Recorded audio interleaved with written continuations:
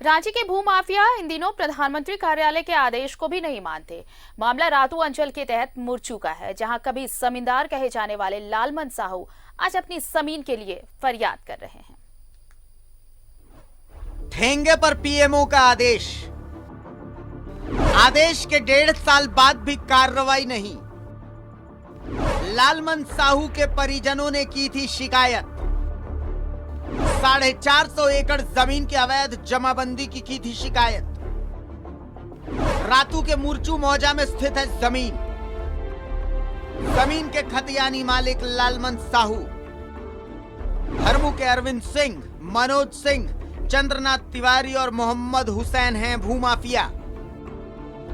2012 से 18 तक खेला गया सारा खेल। जमीन लूट के खेल में अधिकारी भी संलिप्त। झारखंड में भूमाफियाओं और मोटी चमड़ी वाले अधिकारियों के सामने प्रधानमंत्री कार्यालय भी खुद को विवश और लाचार महसूस करता है। प्रधानमंत्री कार्यालय के 1 साल बाद भी भूमाफियाओं और दोषी अधिकारियों के विरुद्ध कार्रवाई नहीं होना इसी बात की ओर इशारा करता है। मामला रातू अंचल के मुरचू गांव स्थित 450 एकड़ जमीन की अवैध जमाबंदी से संबंधित है। इस बाबत खतियानी रैयत लालमन साहू के परिजनों ने प्रधानमंत्री कार्यालय से शिकायत की थी कि उनकी खतियानी जमीन हरमू के अरविंद सिंह, मनोज सिंह, चंद्रनाथ तिवारी और मोहम्मद हुसैन ने अधिकारियों के साथ मिलीभगत कर दूसरों के नाम बेच डाली। शिकायत के आधार पर पीएमओ ने राज्य सरकार को कार्रवाई का आदेश दिया था, लेकिन इसे अधिकारियों ने ठंडे बस्ते में डाल दिया।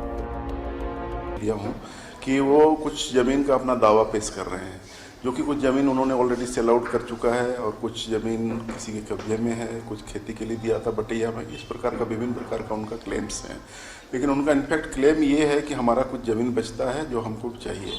तो इसके एवज में हमारे सीआई कर्मचारी सभी लोग इन्वेस्टिगेशन किए, जाकर के जाँच किए।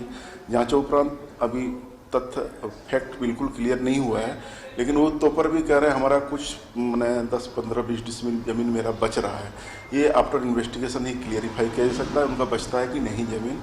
इस पे बाद ही कुछ एक्शन किया जाएगा या अभी इसमें इन्वेस्टिगेशन के अंडर में है। राज्य के धूर्त अधिकारियों ने पीएमओ को धोखा देने के लिए वहां जांच टीम भेजने की महज खाना पूर्ति कर डाली, लेकिन इस मामले में अब तक कोई भी ठोस नतीजा नहीं निकल सका है, जबकि मामले की जांच जारी होने की बात कही जा रही है। काफ़ी दिन से मामला चला आ रहा है।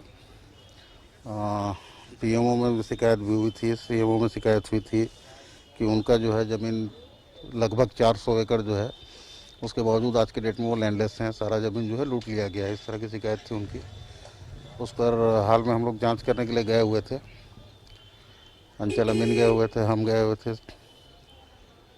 हम लोगों ने जाकर के वहाँ पर देखा गांव वालों के सामने, तो कुछ तो बाउंड्री वगैरह कर करके ज़मीन किसी किसी के दखल में था, बट वहाँ पर जो है जो दखलकार व्यक्ति हैं उनका किन्हीं का घर नहीं बना हुआ है, किन्हीं से मुलाकात नहीं हो पाई। इसी मुलाकात नहीं होने के कारण हम लोग जो है उनका पेपर्स वगैरह नहीं जांच कर पाए। और खाता खतियान जहाँ तक देखने की बात है तो म्यूटेशन वगैरह तो हुआ है, बहुत सारे लोगों का म्यूटेशन हुआ है। पूरे 8-10 खाता है, उससे भी ज़्यादा खाता है उनका, जिस पर क्लेम उनका कर रहे हो। और अभी जो है वर्तमान में जांच के दौर में ही हैं हम लोग। जिस लालमन साहू को कभी इलाके के जमींदार के रूप में जाना जाता था, जिनके ठाट बाट के चर्चे अब भी किस्सों और कहानियों में सुने जाते हैं, आज उनके वंशज भूखे मरने की स्थिति में आ चुके हैं। आखिर ये कैसी व्यवस्था है? रांची से न्यूज़ 11 भारत के लिए कैमरामैन राजा के साथ आकाश भार्गव की रिपोर्ट।